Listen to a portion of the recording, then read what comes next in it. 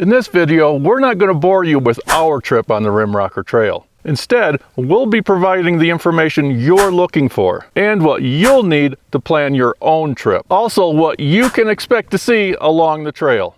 Another thing you may find unique about our video is traditionally people travel the trail from east to west, Montrose to Moab.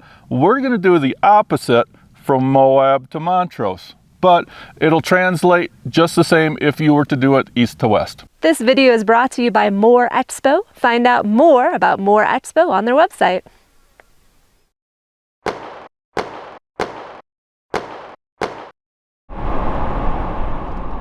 Moab is a great place to start from. They have motels, campgrounds, grocery stores, gas stations, and the surrounding area has some of the very best off-roading trails in the country. If you can, spend a couple days here before doing the Rimrocker Trail. Before getting on the trail, we first topped off our fuel tank.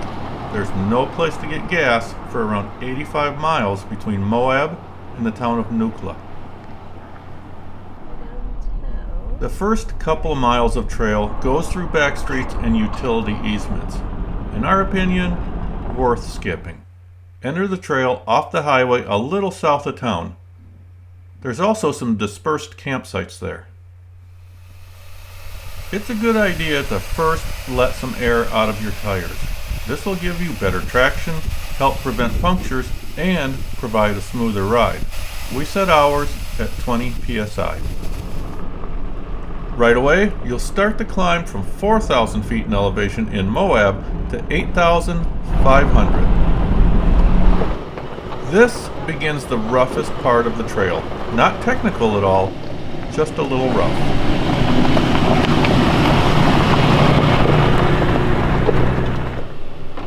For those of you wondering if the trail can be done in a stock four-wheel drive SUV or truck with a fair amount of ground clearance, the answer is yes. During normally dry weather, the vast majority of the Rimrocker Trail can be done in two-wheel drive, as long as you have good all-terrain tires. Four-wheel drive does come in handy though for those steep inclines. We also used 4-low occasionally. Not so much for crawling over stuff, but more for controlling ascending and descending vehicle speed. Another thing to be aware of and prepared for, some portions of the trail on the west side are narrow with very scratchy brush on both sides. You will get some pinstriping or trail rash, especially with the wider full-size rigs.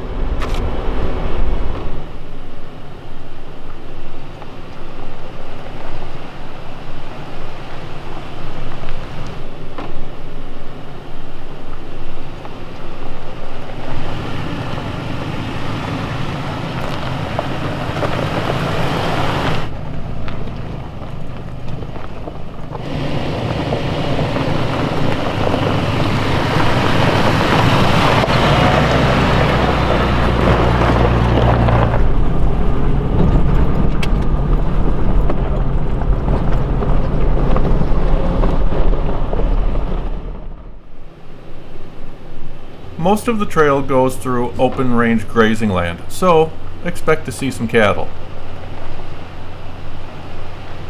When you come across a gate that's open, leave it open. When you find a gate is closed, please close it after going through. Just be sure you're on the right side. Okay, now what?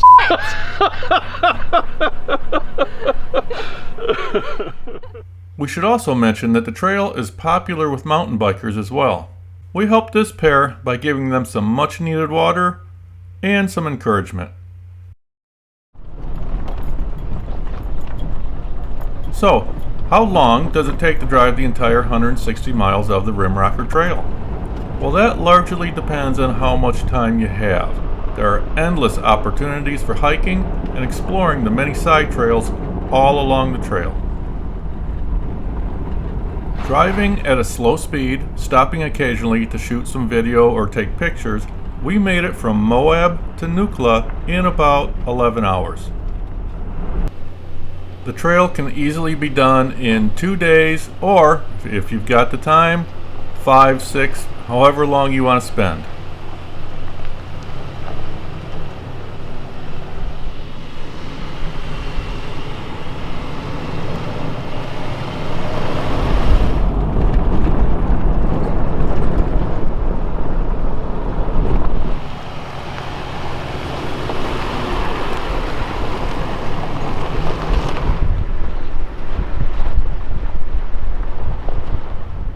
You'll know it when you begin to descend into the Dolores River Valley by the absolutely beautiful sandstone features.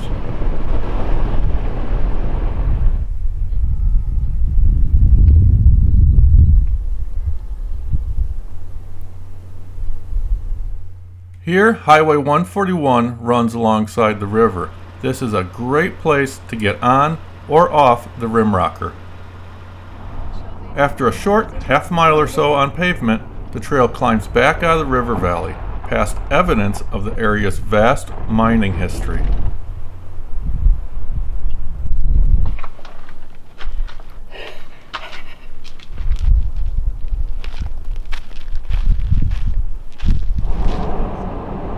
Next up is the town of Nucla. You'll know you're getting very close when the trail suddenly becomes paved. Here, and the nearby town of Nutria, is another access point off Highway 141. You'll also find lodging, gas stations, and groceries. A question we're certain you're asking is, where can we camp? All along the trail, the lands are mostly public, National Forest and BLM, so dispersed camping spots are plentiful. We found that the eastern half between Nucla and Montrose, dispersed camping is somewhat limited, but there are a few nice campgrounds along the way. The western half, between Moab and Nucla, dispersed campsites are abundant. Some sites come with amazing views.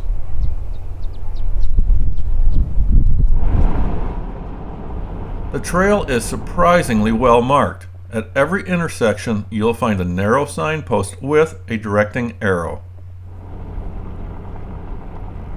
On the east side between Nucla and Montrose, you'll be on 2-lane, well-maintained gravel roads the whole way. In our opinion, if you're limited on time, although the scenery is wonderful and the elevation gain offers great views, you won't be missing out on much by skipping this eastern portion of the trail. Before hitting the trail, head on over to the official Rimrocker website, link in the description below. There you can find any update on possible closures, including snowpack and campfire restrictions. If this is your first time watching one of our videos and you'd like to see more, hit the subscribe button. And don't forget to ring the bell if you want to be notified. Also, what you can expect to see what was I going to say? Also, what you can expect to see along Okay. the trail. Before hitting the trail, head on over to the Rimrocker official website. Or the official Rimrocker website. You. Link in the description below. Almost had it. There you can find any updates on possible closures, including Snowy. there you can find any. Damn it! Any fucking thing you want.